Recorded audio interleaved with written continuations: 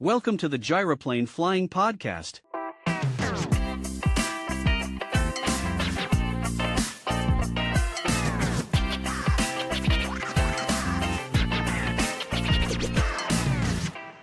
Hello everyone, this is Joe Covelli with Air Command Gyroplanes and Skywheel Rotor Blade Systems. It's a pleasure to have you join us today. This podcast is being recorded on December 7, 2020. In this podcast, I had the opportunity to interview Jim McCutchen. As many of you know, Jim is the founder of Skywheels. He owned the company from 1985 to 2001. He did a lot of blade testing in the early years, and I felt it was important to ask him some questions about that, as well as the difference between Skywheels, a fiberglass composite blade, and other types of aluminum rotor blades. Jim is a respected voice in the gyroplane community, and we have appreciated Jim's support of our efforts to reintroduce Skywheels. In March 2020, Jim toured Blackhawk Aerospace Composites, and he shared with me afterwards he felt the product was in very good hands. Before we get to the interview portion of the podcast, I wanted to let you know we are manufacturing Skywheels exactly like the original rotor blades made in the 1980s, 1990s, and 2000s. Everything is exactly the same for materials and process. We are using the original production molds and test equipment. Over 6,000 rotor blades were manufactured using this process and equipment. The rotor blades are not only time-tested, but on our website under the Skywheels tab, I share the destructive testing test data. As you probably know from following our progress, viewing videos on our Skywheels YouTube channel, or scrolling our website, the rotor blades are being manufactured by the team at Blackhawk Aerospace Composites in Kentucky. We've worked closely with their management, engineers, and production staff. When getting started about 18 months ago, I had one goal: make the rotor blades as good as the original McCutchen Skywheels. We did not look for ways to cut costs or substitute materials, but rather keep everything the same and add value where we can. Our flight testing proved we met our goal when the two pilots reported the rotor blades flew as good as the originals. They should, because we did not change anything. Those buying Skywheel blades are purchasing an engineered aviation part that has passed AS9100 aerospace quality control steps and workflow management at Blackhawk. Every part is tracked, checked, verified, and tested. In addition, we've recently purchased thousands of dollars in digital quality control equipment for blade spin-up, balance, and track to bring the process up to current technology. We'll be installing this equipment in the coming weeks. These steps speak to our commitment to quality control that you would expect. We don't manufacture the cheapest rotor blades, and that is for very good reasons. Our plan at this time is to start delivering rotor blades in January. This is subject to change because of COVID-19 and our ability to complete the remaining tasks. Skywheels has a long-standing reputation in rotor blade performance and safety. It began with Jim McCutchen, and it continues with us today. Here's the interview with Skywheels founder, Jim McCutchen. Jim, welcome to the program. Well, thank you, Joe. It's a real pleasure to have you with us. Jim's been instrumental in us refreshing and restarting the production of Skywheels, and definitely wanted to have Jim join us on the podcast to share his wisdom and insight of the past history of Skywheels, some of the data and information that were collected about Skywheels along their journey. They began in 1984, and also some differences with the products that are out there. Jim, let's start off with the reputation of Skywheels. I've heard so much about them, of course. We've heard from pilots and those considering gyroplanes about Skywheels and such the reputation that's out there. Can you explain a little bit more about the Skywheels reputation and how that came to be? The reputation, it's spotless, in a word. We've been building them, well, we started building them in 85 and quit in around 2001 or so. Made 3,000 sets, never had an unhappy customer. We took great effort to test them extensively and to make them fit the niche that we were going for, and we were successful. During your time of ownership, how many rotor blades did you manufacture? We did probably a little bit over 3,000 sets. During that time, where did you ship those rotor blades? All over the world. And what did customers share with you about the Skywheel rotor blades? What were some of the comments that they shared back with you on their performance? Everybody, without question, loved them, and still does. Why do you think Skywheels has such a strong reputation in the gyro community worldwide? Well, Joe, we came out with a blade that was a high-quality item. We priced it in with a cost-effective price.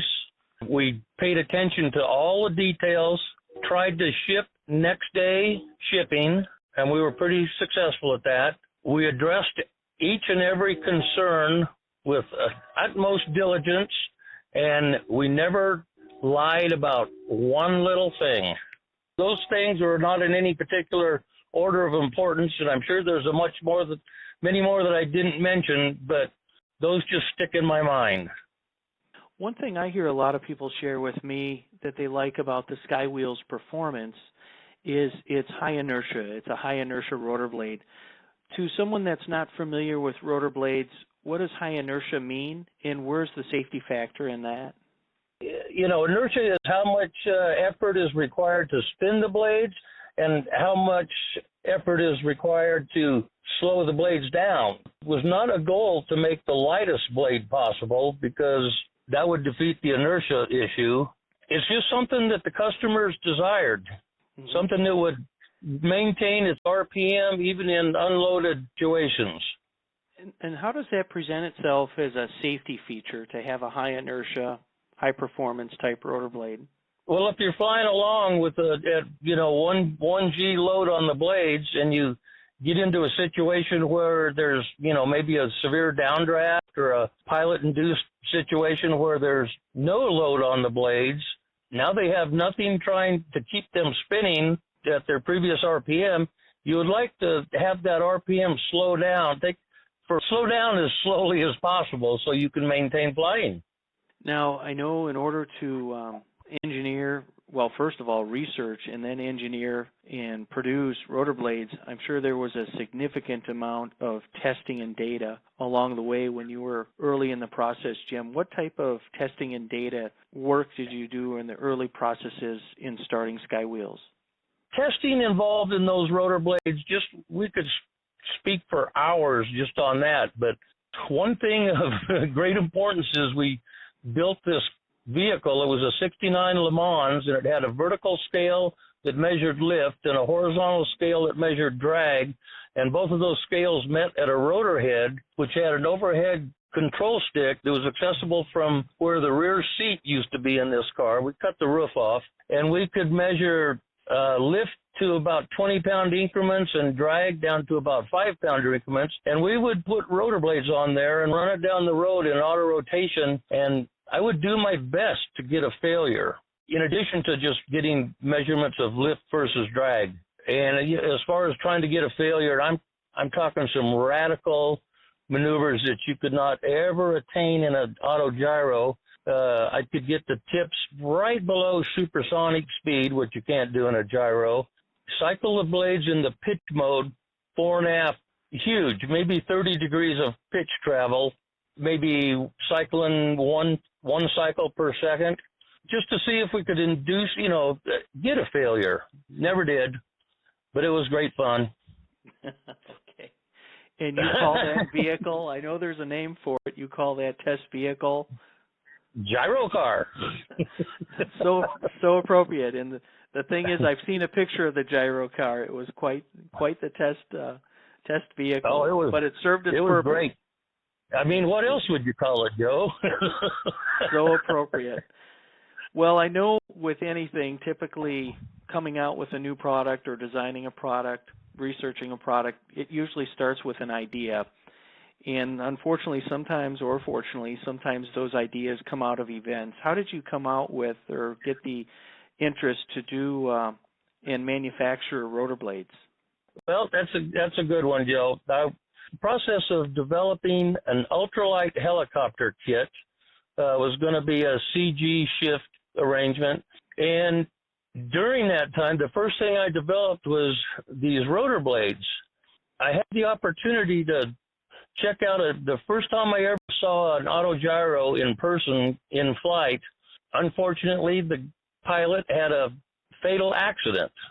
I had the opportunity to look at he was flying along and either had a pilot-induced oscillation, that's what they would call it nowadays, or for some reason, his rotor blade came down and hit the vertical stabilizer and broke off at about 250 feet elevation. Of course, he died, and I had the opportunity to run up there and look at the root of the rotor blades. Right away, it occurred to me that I could do way better than that. Of course, the blade's not supposed to be able to withstand a vertical stabilizer strike, but it just sinked into my head that I could beat that. And there we go. That you did. Yes. And the rest is history. Yeah, the rest is Skywheels. Well, Jim, let's talk about the difference in rotor blade types. There's a few different types that are on the market now: aluminum, extruded, and of course the composite blades, which Skywheels are. Given your experience in researching, designing, and developing rotor blades, what's your opinion on the differences between the types that are out there, with the understanding, given the amount of time and materials to make these blades, the price is different also. There's a variety of prices out there. But if we looked at it from the material and manufacturing process standpoint, how do you see the differences? Okay, that's an easy one.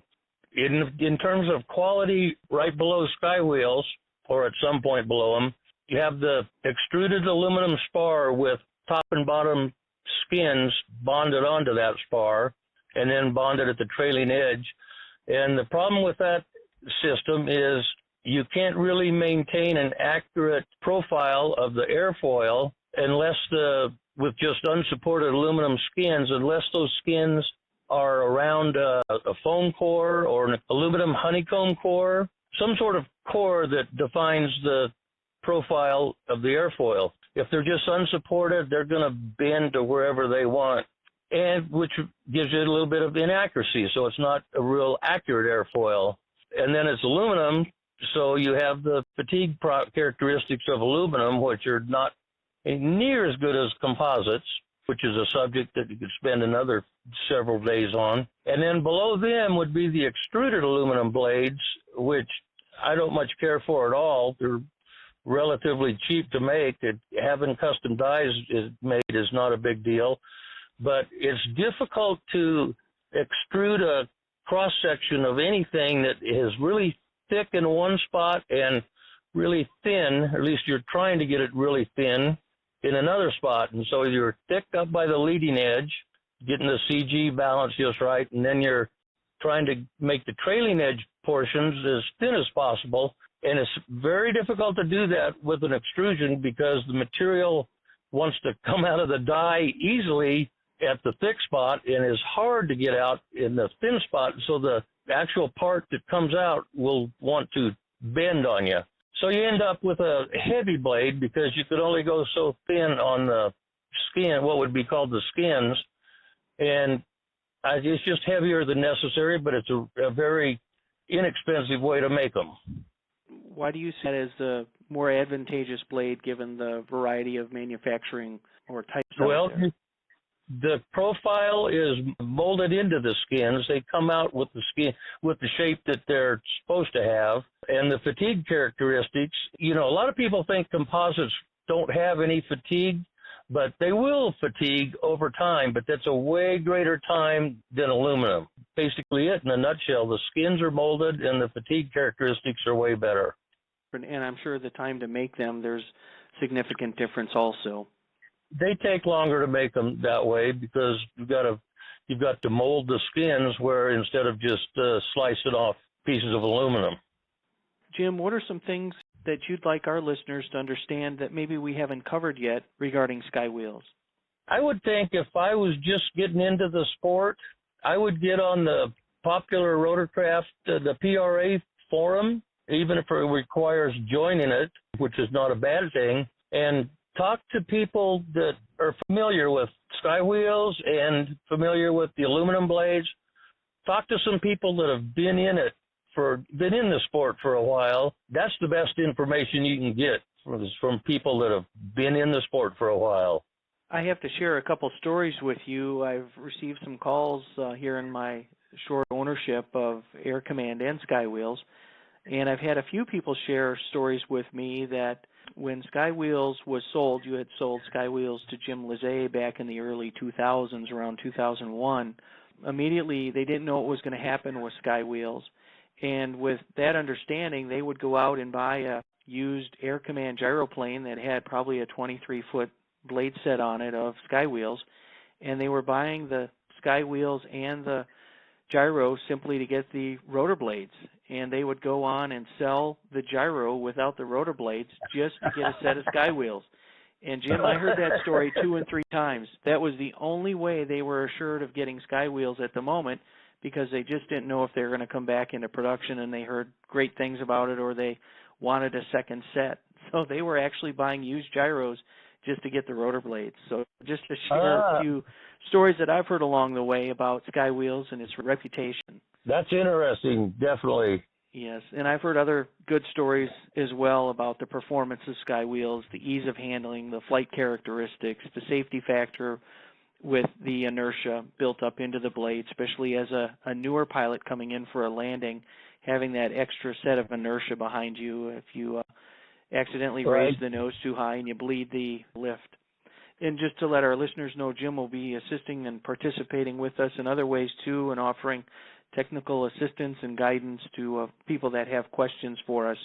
So Jim, thank you very much for your continued involvement with Skywheels. It's great to know we have your participation in this in bringing back Skywheels to the market as the founder and inventor, and I know everyone will find benefit in the message you have to share. So thank you very much for being with us today, and we look forward to having you back again on future podcasts. I love it, Joe. You're welcome.